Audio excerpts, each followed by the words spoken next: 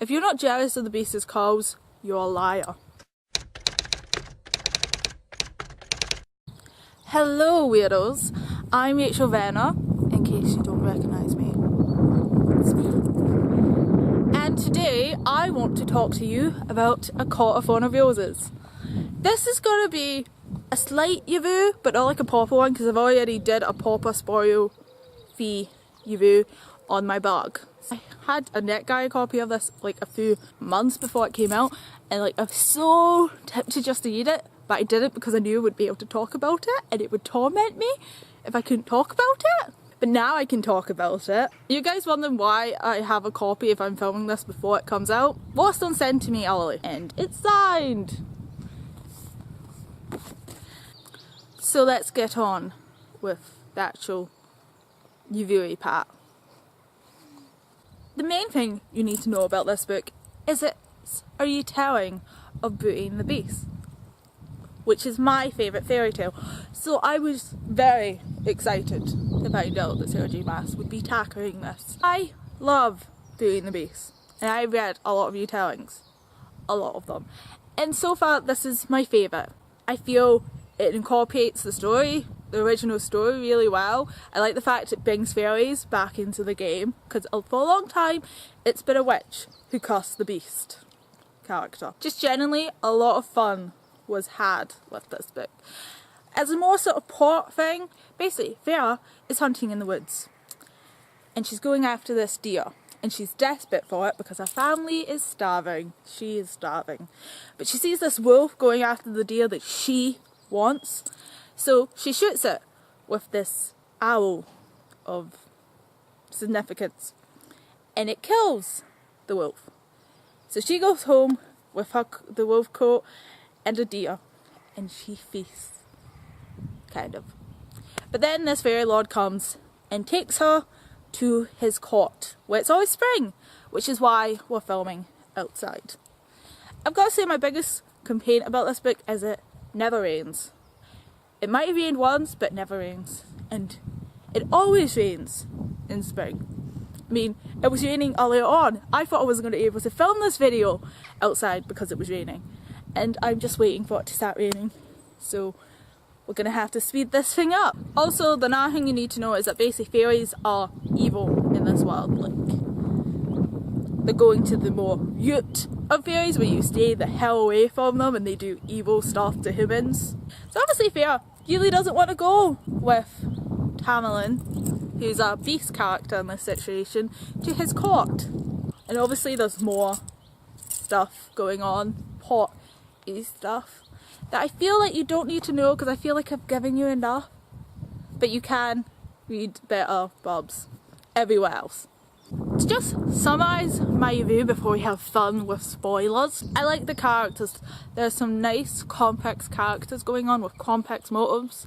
Didn't care that much for the romance aspect. I just found dialogue a little bit weak, which I will discuss in the spoiler part. But I found like the supporting characters were really good, the minor characters. We have a nice antagonist. An antagonist that I can find myself getting back behind. But obviously, evil! The plot, it's good. It's a strong plot. The book has a nice ending, but you want to know more about this world. The world building is awesome. It's my favourite part about this book, besides the whole actual fairy tale retelling aspects. I just love the world building in this. It's such a cool world and it makes me question stuff and I want to know more. So I'm really excited for the next book just to get more of this world and plot. I gave it 5 out of 5 stars, but I feel like it's a little bit not fully deserving of that. I feel maybe it should be a 4.5. It's the dialogue, but everything else is awesome. Obviously it's Sarah J's awesome writing, so I do give it a 5 out of 5 stars, but just. And I feel kind of bad, but I don't know if that's just the pressure to think Sarah J Maas is always awesome. I mean, she is awesome, but no one can be always awesome. Except me. Except when I'm being a fail. But I'm an awesome fail. Maybe Sarah J is an awesome fail too. It is now time for spoilers. And before those who haven't read the book leave, I just want to say, yes, there is a reason why I'm wearing masks and I keep changing them. You'll find out why I'm wearing a mask if you read the book. If you really want to find out why I keep changing masks, come back once you read the book. So that's your spoiler warning now. Leave. Farewell for now. Okay, spoilers! Like I said at the start, I'm a really big Beauty and the Beast fan. And I just want to talk about the comparison this book. If I was to compare this book just to the Disney film, mostly, because I couldn't help but see parallels, and I just couldn't help but compare characters in my head to like the characters. Was anyone else like this? Like Alice. I don't know why I couldn't. She just reminded me of Mrs. Potts, even though she's more like the wardrobe in her role, but also she feeds her, so she's a combination character. And Lucien automatically reminded me of Lumiere because of the name, but he's more got the attitude of Hogwarts, so I couldn't help it. Did anyone else read into the fact that Farah couldn't read instead of like the Beast not being able to read? Because the Beast can't read, and that's chronologically stated in the Disney canon, even whether you accept the film or the sequels and prequels of the Beauty and the Beast canon of Disney. He can't read. And I just thought anyone that's picked you up on that. Like, I thought that was funny.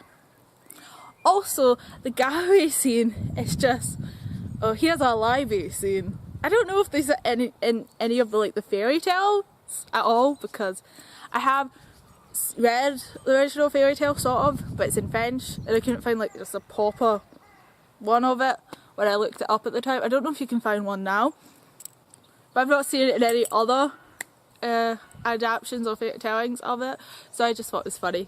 The gallery scene was so much like the library scene, except paint! Gotta say, I'd still go for the library, even being someone who really loves art. A lot where I can relate to Farah. Can't read. Well, I can read now, but I struggled with it. Love art. Now, if only she loved books and we'd be settled. I was saying about the dialogue, I felt Farah spent a lot of time just, I'm sorry, thanks, sorry, thank you, sorry, thank you, sorry. And I know it makes sense for her to apologise, because she's, you know, once she's got to know Tamarin, she should feel really guilty about killing his friend, and obviously at this point she doesn't know that he was sacrificing himself for the kingdom, for the court. I don't know, I feel like the romance was just disappointing to me. Even, like, I don't really like romances, but it was disappointing to me. I love Lucien. I'm gonna say his name wrong every time in a different way, because that's just how I know. I mean, like, I always say, even if I know the correct way to say someone's name, I will still say it wrong. Just so you know, don't say anything, I know it's wrong, but my brain doesn't work correctly when it comes to pronunciation. See, I didn't even say pronunciation right there. It's the fun of dyslexia, intellect mutism, and autism, and stuff. So I really loved Lucien. He was so convex, and it was nice. And also, like, you know, the sisters were interesting. I felt like the middle sister was kind of just bad, because she's just a sweet creature we must protect. And the dad was as awful, because, you know, there's a kind of tiny bit of awfulness for a father who just leaves their child to be taken away by this monster in their eyes. And also just his actions. Those are those two fattest characters, but it's fine. The masks were interesting. I really liked the twist on the cast was really good. I really loved the twist. I'm like, that's perfect, because like it's still like a transformation of like, and also like masks would be really annoying to constantly have to wear. This mask is okay to wear, but like imagine not being able to scratch your face or your forehead, because they irritate the skin, and like if you could like still feel the skin underneath but you can't scratch it, it would just be so annoying. Obviously there's also the power loss with the cast and this heart thing. Antagonist generally, I don't know, I thought she was really cool.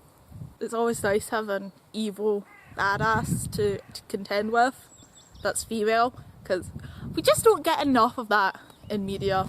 Like, I mean, and I guess it's nice that she was somewhat complex and she kind of had a background, so we kind of knew her motives for doing this. Like, obviously that doesn't justify what she's done, but it's kind of see the way someone's twist their actions to justify their means. Listen, I don't know what I think of him. Like, I really hope it's not going in the triangle yet, because there was vibes of that, especially on his end. But he could be an interesting character, but I feel like we don't know enough about him so far.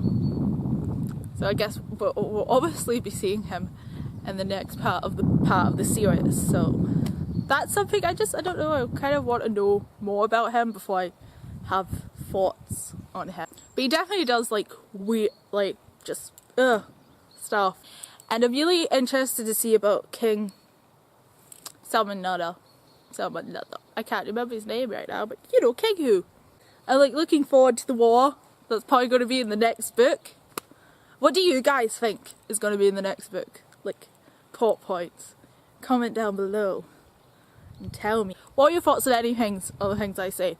Because that's the point of this discussion. So that's all I've got to say on A Court of Thorn of Roses. I want to know your guys' thoughts, so please tell me in the comments or just tweet me and annoy me on my other platforms. I also want you guys to tell me, which of these masks do you think suits the story the most? What one do you think is the most like the ones they would have worn in the story? Because I really couldn't decide, because most of the ones I have are like bug, so I just decided to wear all the masks I own. Yes, I own all these. I like masks and stuff, and they always come in handy. So I will see you guys next time. Farewell.